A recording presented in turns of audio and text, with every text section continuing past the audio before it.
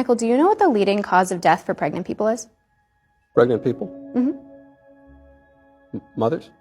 Women? If you'd like to call them mothers, not all of them are mothers, but if you'd like to call them that. What are they if they're not mothers? They're pregnant people. What people other than mothers are pregnant? Does it bother you to use inclusive language?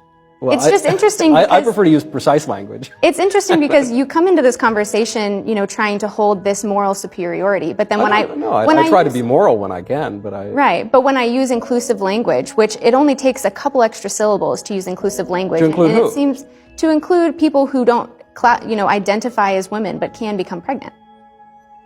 So, like a person who's born a woman and then identifies as a man and is pregnant. Yeah.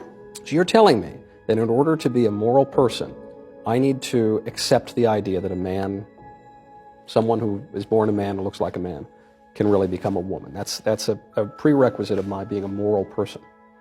I mean, yes. To me it is, because if you are trying to deny someone of their identity and deny what their life experience is, then that doesn't seem like a moral stance to me. I want to be accepting and I want to respect people's life experiences and respect the way that they want to identify and respect the way that they want to present themselves to the world. Bronte, I would like to identify, I do identify actually, as the correct person on this issue of abortion.